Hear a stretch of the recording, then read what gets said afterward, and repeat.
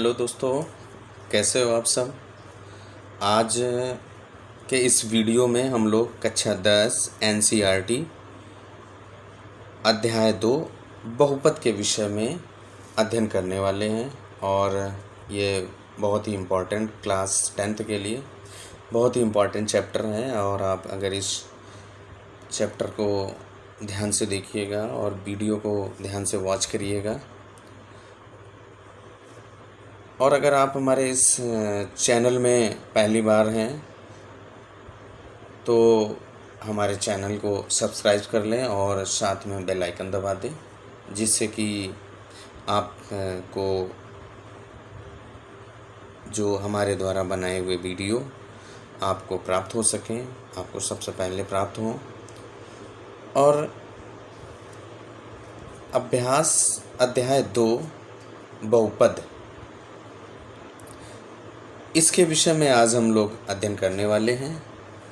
और कक्षा 9 में हम लोग पढ़ चुके हैं बहुपद क्या होता है, बहुपद की घात क्या होती है। इसके बारे में हम लोग पहले से ही अध्ययन कर सकते हैं। चलो हम आज थोड़ा सा रिकॉल कर देते हैं कि बहुपद क्या होता है। सबसे पहले आप जानेंगे बहुपद। सबसे पहले बहुपद बहुपद क्या होता है। बहुपद हमारा एक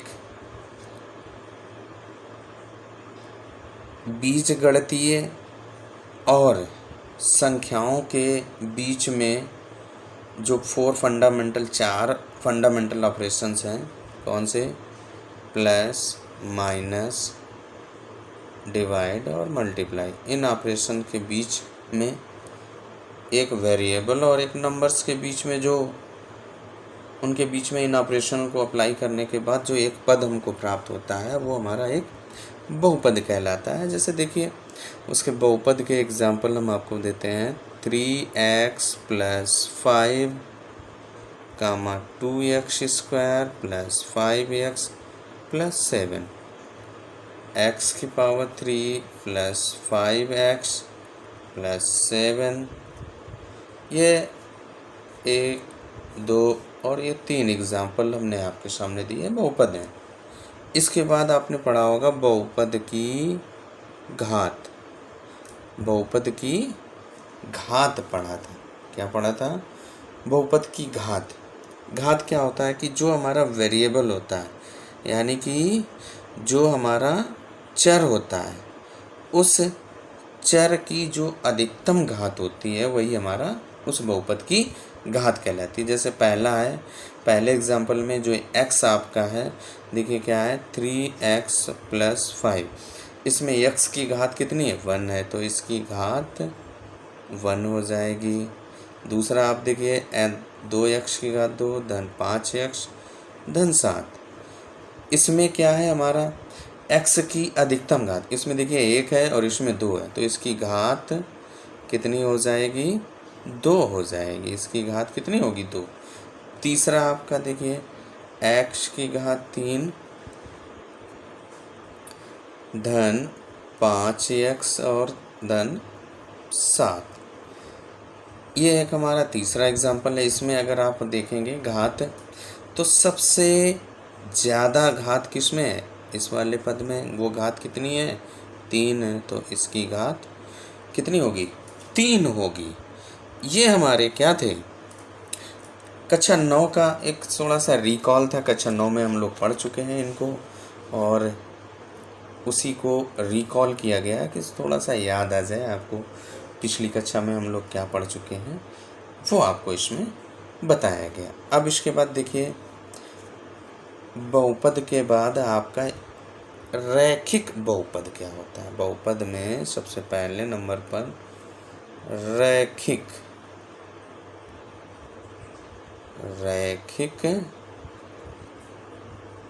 बहुपद, इंग्लिश में बोला जाता है लीनियर पॉलिनोमियल,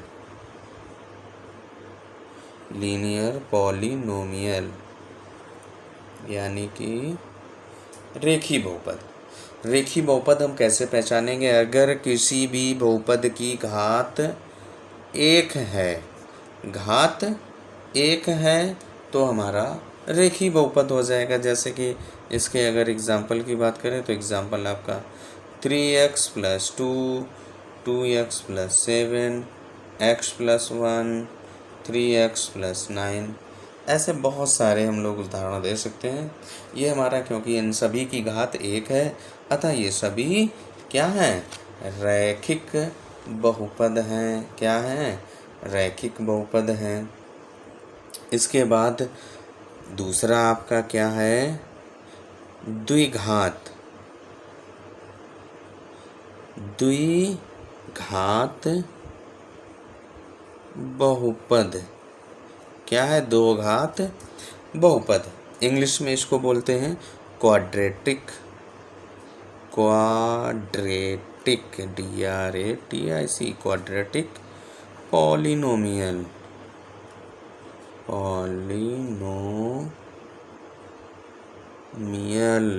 पॉलिनोमियल क्या है? Quadratic polynomial. क्वाड्रेटिक पॉलिनोमियल्स आपके क्या होते हैं? यदि किसी बहुपद की घात कितनी हो जाए? 2 हो जाए। यदि किसी बहुपद की घात 2 है तो वो हमारा बहुपद द्विघात बहुपद कहलाता है। जैसे इसके अगर हम एग्जाम्पल की बात करें तो एग्जाम्पल आपका 3x² + 5x + 7, x² + 5x + 6, x² + 10x + 12, ये हमारे क्या हैं? बहुपद, द्विघात बहुपद हैं। क्या हैं? द्विघात बहुपद, यानी कि इन सभी के जो घात हैं, अधिकतम घात वो कितनी है? 2 है, इसलिए इसे हम द्विघात बहुपद कहते हैं। अब अगला आता है क्या है? त्रिघात बहुपद, यानी कि क्यूबिक पॉलिनोमियल। क्यूबिक पॉलिनोमियल कैसे पहचानेंगे?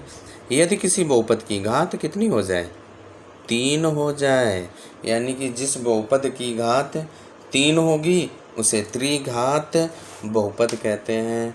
इसके एग्जाम्पल की बात की जाए तो एग्जाम्पल आप देखिए 3x की पावर 3 + 5x² + 7x + 9, x की पावर 3 + 3x² + 2x + 3, ये जो हमारे एग्जाम्पल हैं। क्योंकि अगर आप इसको देखेंगे तो इसकी घात कितनी है? 3 है। इसकी भी घात 3 है। वो जो चर पद है x की अधिकतम घात ही घात कहलाती है। तो ये क्या है? त्रिघात बहुपद है। ये हमारे जो बहुपद हैं वो त्रिघात बहुपद कहलाते। ये हम लोग कक्षा 9 में पहले से ही पढ़ चुके हैं। अब इसके बाद जो है आ जाता है बहुपद के शून्यांकों का ज्यामितीय अर्थ, यानी कि जो बहुपद हैं जो हमने पढ़े हैं बहुपद, एक रेखीय बहुपद है, एक द्विघात बहुपद है और एक त्रिघात बहुपद है। इन सभी को हमने पढ़ा। तो अब इनके कुछ अगर हम हल करेंगे तो इनके कोई ना कोई सल्यूशन होंगे। तो इनको सल्यूशन ज्ञात करने यानी इनके हल ज्ञात करने के लिए सबसे पहला क्या है? बहुपद के जो शून्यांक यानी उनके जो हल हैं उनका रेखीय यानी कि ज्यामितीय अर्थ क्या होता है? तो बहुपद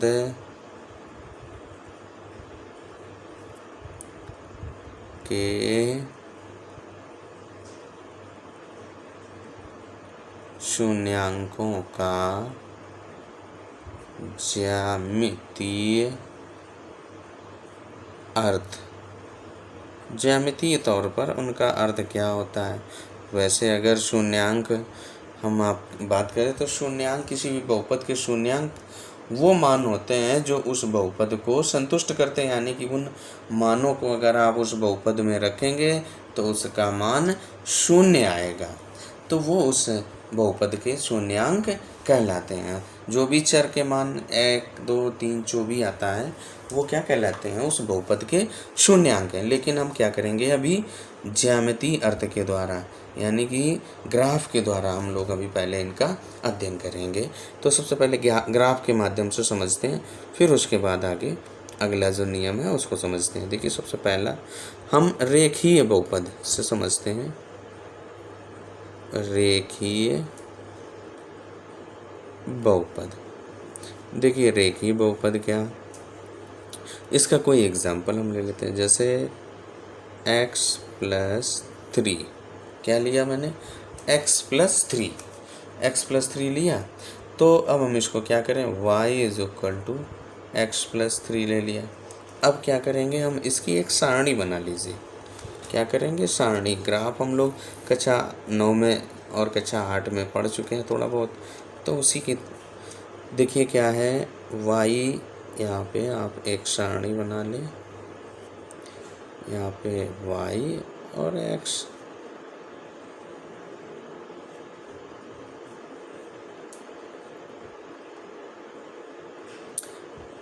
सबसे पहले अगर हम इसमें x की वैल्यू 1 रखते हैं तो y का वैल्यू x के प्लेस पे 1 रख दीजिए, तो 3 + 1 4 हो जाएगा।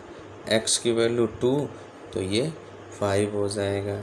x की वैल्यू 3 तो ये कितना हो जाएगा, 6 हो जाएगा।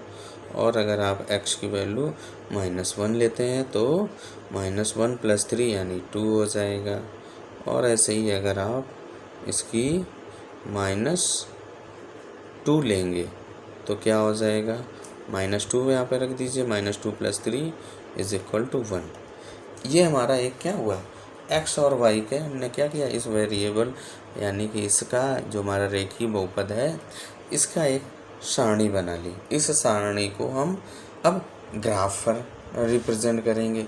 तो सबसे पहले हम लोग एक ग्राफ पेपर की ज़रूरत पड़ेगी। तो ग्राफ पेपर देखते हैं भाई। देखिए ये आपका एक ग्राफ पेपर है। इस ग्राफ पेपर में क्या किया हमने, दो x axis and y axis, y dash x dash. अब इसके बाद ये हमारा ओरिजिन है। अब क्या किया, 1 2, यहाँ पे ग्राफ में हमने क्या किया, इस स्क्वायर को, एक बड़े से स्क्वायर को 1 यूनिट ले लिया। 1 2 3 4 5 6 7 8। इसके बाद 1 2 3 4 5 6 7 8, -1 -2 -3, और इसके बाद -1 -2 -3।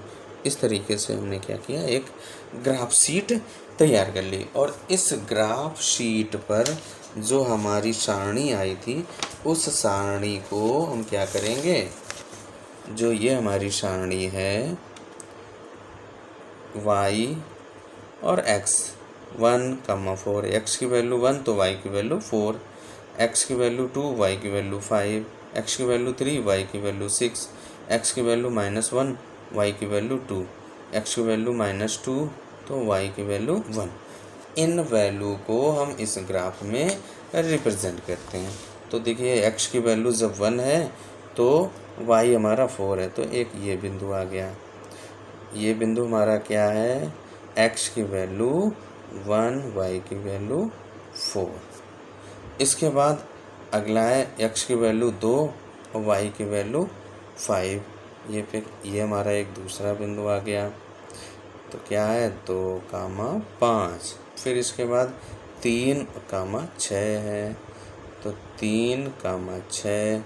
इसके बाद -1 और 2, x की वैल्यू -1 तो y की वैल्यू 2 है, यानी कि -1 और 2। इसके बाद -2 और x की वैल्यू 1, ये आपका आ गया।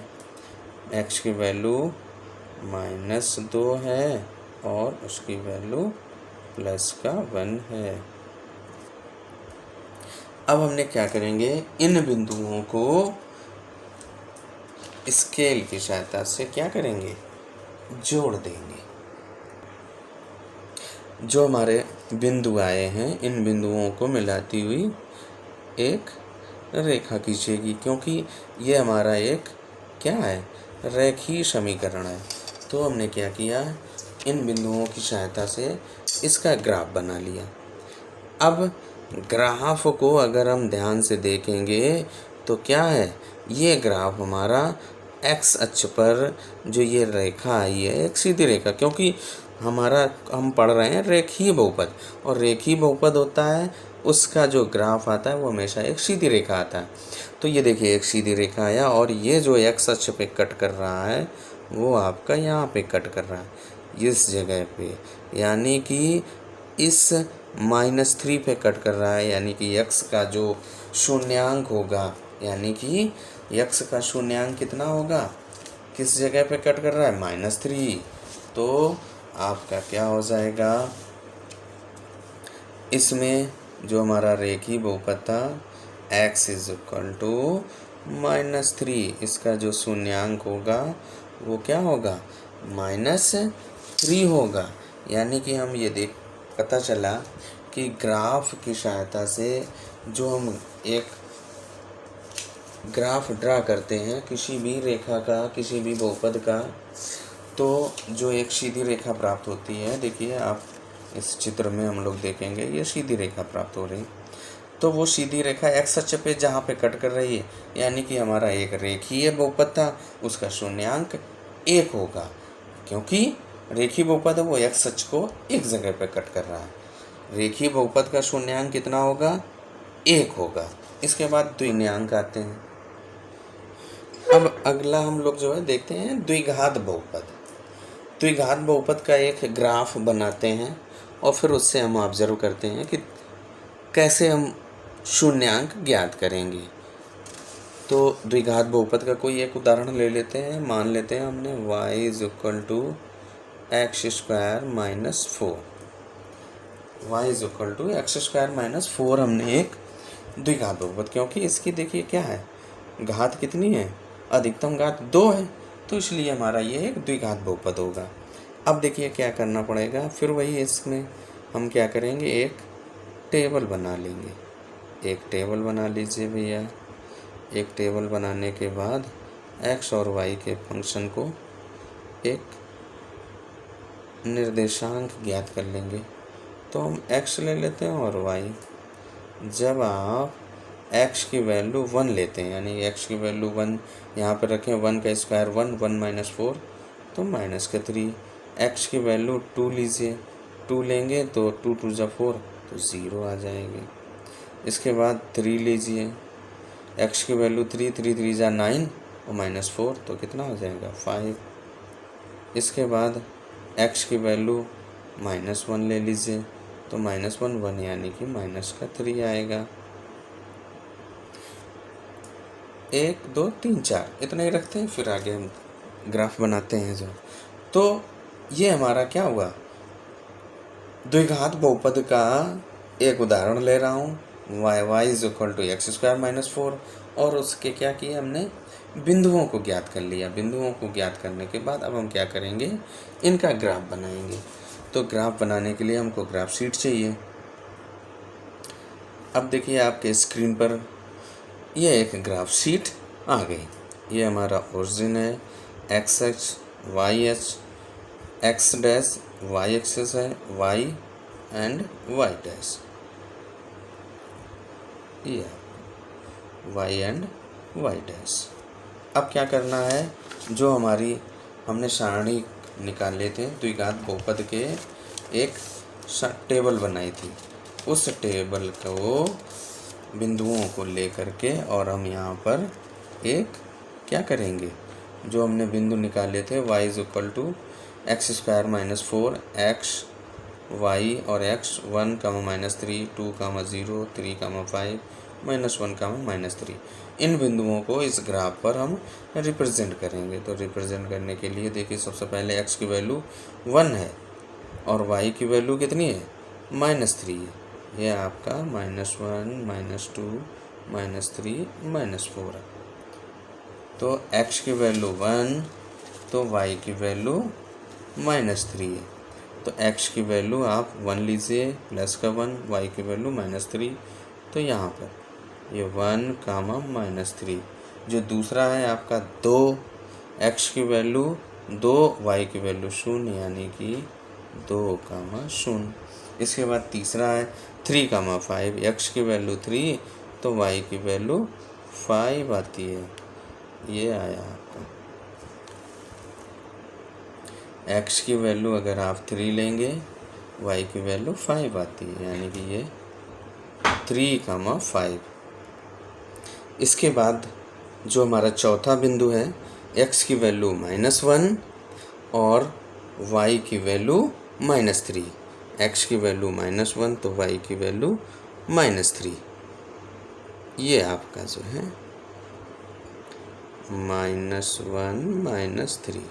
अब अगर हम इनको देखेंगे, ग्राफ बनाएंगे, तो ये आपका जो ग्राफ बनेगा ऐसा बनेगा, इस तरीके से आएगा।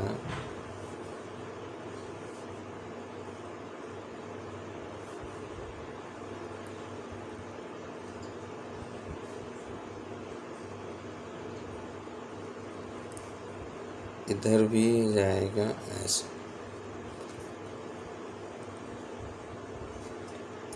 इस तरीके से आपका ये एक ग्राफ बन रहा है, और जो एक्स अक्ष को 2 बिंदुओं पर कट कर रहा है।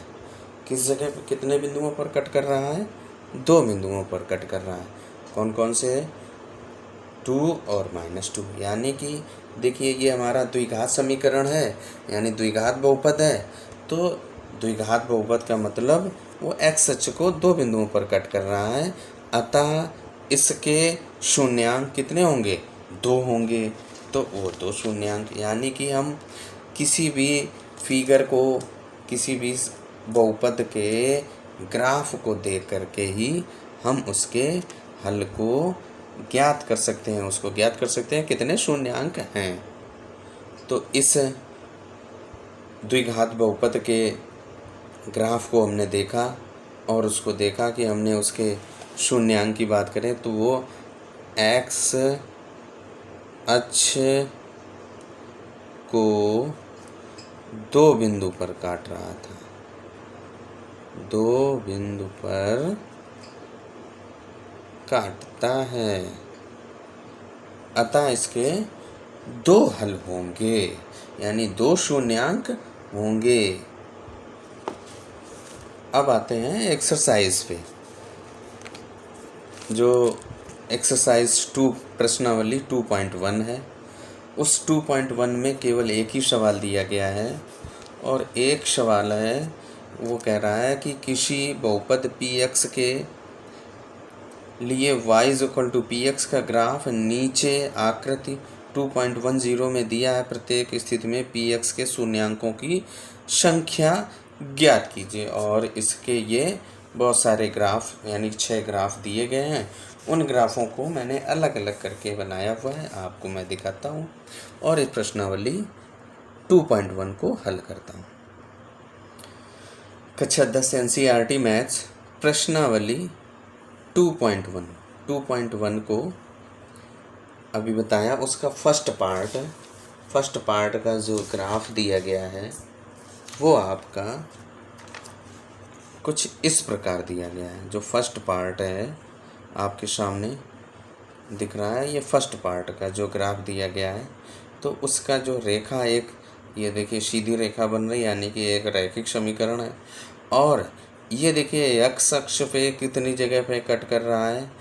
एक्स अक्ष पे किसी भी बिंदु पर नहीं कट कर रहा है, यानी कि हम कह सकते हैं जब ये एक्स अक्ष पे नहीं कट कर रहा है तो ये इसके कोई भी शून्यांक नहीं है। अभी हमने रैखिक समीकरण में बताया था पीछे कि रैखिक बहुपद में जो सीधी रेखा एक्स अक्ष को जिस बिंदु पर कट करती है, जिस बिंदु पर काटती है, वही उसका शून्यांक होता है। यहाँ पर ये रेखा किसी भी एक्स अक्ष को किसी भी बिंदु पर कट नहीं कर रही है, किसी बिंदु पर नहीं काट रही है, अतः इसका शून्यांक 1 भी नहीं होगा। इसके शून्यांक कितने होंगे? 0 होंगे, पहले का 0। अब इसके बाद जो सेकंड पार्ट है इसी का, क्वेश्चन नंबर फर्स्ट का सेकंड पार्ट का जो ग्राफ है वो आपके ये देखिए, जो सेकंड पार्ट है क्वेश्चन नंबर 2 का, क्वेश्चन नंबर फर्स्ट का एक ही क्वेश्चन दिया गया है, उसमें विभिन्न ग्राफ दिए गए हैं, और उन ग्राफों की सहायता से हमें क्या करना है? शून्यांक ज्ञात करने हैं।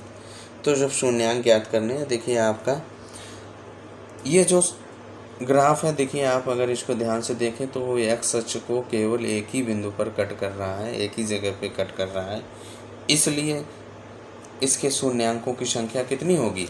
सेकंड पार्ट में शून्यांकों की संख्या कितनी होगी? 1 होगी। इसके बाद आ जाते हैं थर्ड नंबर पे। जो थर्ड नंबर का ग्राफ है आपका, थर्ड पार्ट का ग्राफ कुछ इस तरह से है, उसको भी मैंने बना लिया है आपको। ये देखिए, जो थर्ड पार्ट का जो ग्राफ है वो कुछ इस तरह से है, और अगर आप इसको ध्यान से देखेंगे तो ये जो ग्राफ है एक्स अक्ष को 1, 2 और 3 कितने बिंदुओं पर कट कर रहा है? 1, 2, 3। ये 3 बिंदुओं पर कट कर रहा है, इसलिए इसके जो थर्ड पार्ट है उसके शून्यांकों की संख्या कितनी होगी? 3 होगी। इसके बाद आते हैं फोर्थ पार्ट पे, जो चौथा पार्ट है। चौथे पार्ट का जो ग्राफ कुछ इस कदर दिया गया है, इस प्रकार है आपके स्क्रीन पे। देखिए, ये जो चौथा पार्ट था उस चौथे पार्ट का जो ग्राफ आपका इस तरह से दिया गया है। तो अगर हम इस ग्राफ को ध्यान से देखेंगे तो वो भी एक्स अक्ष पे कितनी जगह पे कट कर रहा है? 2 बिंदुओं पे। यहाँ पे कितने हैं ये हमको बताना है, उसके शून्यांकों की संख्या बताना है। तो जितनी जगह पे वो एक्स अक्ष को कट करेगा उतने ही उसके शून्यांक होंगे। यहाँ पे कितने जगह पे कट कर रहा है? 2 जगह पे, यानी कि इसके शून्यांकों की संख्या कितनी होगी? 2 होगी। इसके बाद आ जाते हैं 5वें नंबर पे।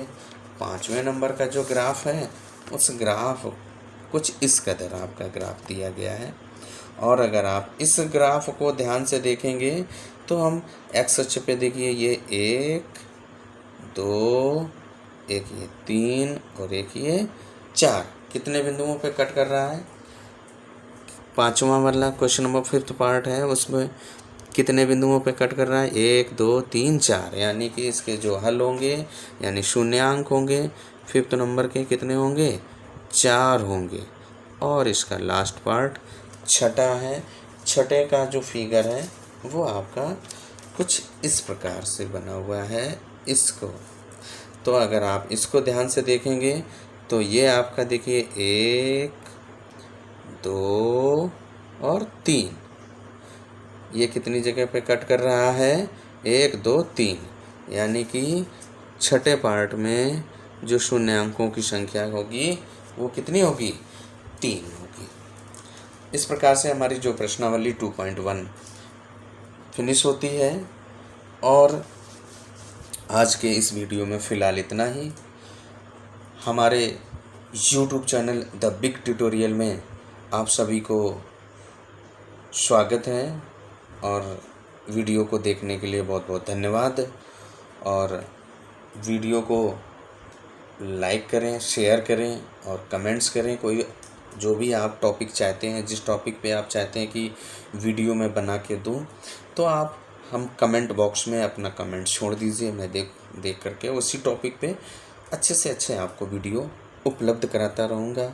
हमारा channel the NCERT maths the big tutorial में ये सारे वीडियो मैथ्स के आपको उपलब्ध होते रहेंगे। हमारे चैनल को सब्सक्राइब कर लीजिए, जिससे कि आपको वीडियो की लेटेस्ट नोटिफिकेशन आपको प्राप्त हो सके।